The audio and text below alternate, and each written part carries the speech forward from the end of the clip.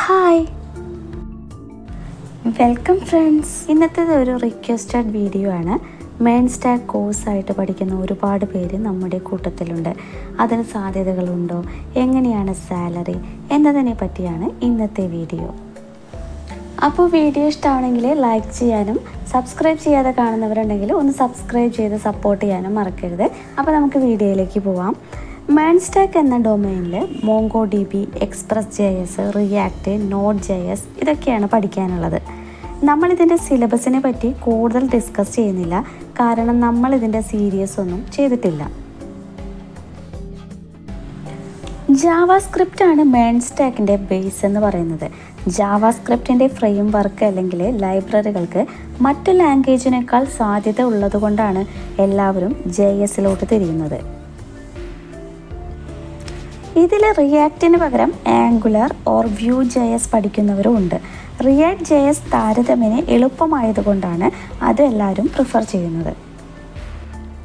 ഇനി നമുക്ക് കാര്യത്തിലേക്ക് വരാം. MongoDB ഒരു നോൺ റിലേഷണൽ ഡാറ്റാബേസ് ആണ്. നമ്മുടെ നാട്ടിലുള്ള പല കമ്പനികളും റിലേഷണൽ ഡാറ്റാബേസായ MySQL പോലെയുള്ളവയാണ് പ്രിഫർ ചെയ്യുന്നത്. അപ്പോൾ MySQL കൂടി നമ്മൾ നന്നായിട്ട് അറിഞ്ഞിരിക്കണം. ഞാൻ ഒരു ജോബ് പോസ്റ്റിൻ്റെ സ്ക്രീൻഷോട്ട് കാണിക്കാം. അവർ MongoDBയോടൊപ്പം തന്നെ MySQLും അറിഞ്ഞിരിക്കണമെന്ന് പറഞ്ഞിട്ടുണ്ട്. അപ്പോൾ നമ്മൾ രണ്ടും അറിഞ്ഞിരിക്കുന്നത് നല്ലതാണ്. ഇനി റിയാക്റ്റിനൊപ്പം തന്നെ പ്രാധാന്യമുള്ള മറ്റൊരു ഫ്രെയിം വർക്കാണ് Next.js. അതും ഇപ്പോൾ വളരെ സാധ്യതയുള്ള ഒന്നാണ്. നിങ്ങളൊരു ഫ്രണ്ട് എൻഡ് ഡെവലപ്പർ ആകാൻ ആഗ്രഹിക്കുന്ന ആളാണെങ്കിൽ 3JSും അറിഞ്ഞിരിക്കുന്നത് നല്ലതാണ്. ഇത് കൂടുതലായും 3D ആനിമേഷൻ എഫക്റ്റിനാണ് യൂസ് ചെയ്യുന്നത്. ഇനി നമുക്ക് ജോലി സാധ്യതകളെക്കുറിച്ച് നോക്കാം. ട്രിവാൻഡ്രം ടെക്നോ പാർക്കിൽ ഒരു ഫ്രണ്ട് എൻഡ് ഡെവലപ്പർ ഇൻറ്റേണായിട്ട് കയറുകയാണെങ്കിൽ സാലറി പറയുന്നത് 8,000 രൂപയാണ്. ഇനി ഫുൾ സ്റ്റാക്ക് ആണെങ്കിൽ 10,000. സാധാരണ മിനിമം ആയിട്ട് അവർ പറയുന്നത് 10,000 ആണ്.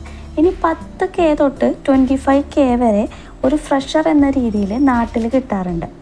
അത് നമ്മുടെ വർക്ക് നമ്മളെങ്ങനെ പ്രസൻറ്റ് ചെയ്യുന്നു, നമ്മുടെ പ്രൊജക്റ്റ്, അതിനൊക്കെ അനുസരിച്ചിട്ടായിരിക്കും അവർ നമ്മുടെ സാലറി തീരുമാനിക്കുന്നത്. ഇനി 30K മുകളിലോട്ട് സാലറി കേരളത്തിന് പുറത്ത് കിട്ടാറുണ്ട്, പലർക്കും കിട്ടിയിട്ടുണ്ട്. അപ്പം 30K എബോവ് കിട്ടണമെങ്കിൽ കേരളത്തിന് പുറത്ത് കിട്ടണം. അതും നമ്മുടെ വർക്ക് എങ്ങനെയാണ്, നമ്മളതെങ്ങനെ പ്രസൻറ്റ് ചെയ്യണതിനനുസരിച്ചായിരിക്കും നമുക്ക് ജോലിയുടെ പാക്കേജ് വരുന്നത്. ഈ ഒരു വീഡിയോയിൽ ഇത്രയും കാര്യങ്ങളാണ് ഞാൻ ഷെയർ ചെയ്യാൻ വിചാരിച്ചത്. ഇനി എന്തെങ്കിലും വിട്ടുപോയിട്ടുണ്ടെങ്കിൽ, നിങ്ങൾക്ക് എന്തെങ്കിലും അറിയണമെന്നുണ്ടെങ്കിൽ നിങ്ങൾ ചോദിച്ചാൽ അത് നമ്മൾ പറയുന്നതായിരിക്കും. കമൻ്റായിട്ട് ചോദിക്കാം, അതിന് റിപ്ലൈ തരുന്നതായിരിക്കും. മറ്റൊരു വീഡിയോ ആയിട്ട് വീണ്ടും കാണാം. അതുവരെ ബൈ.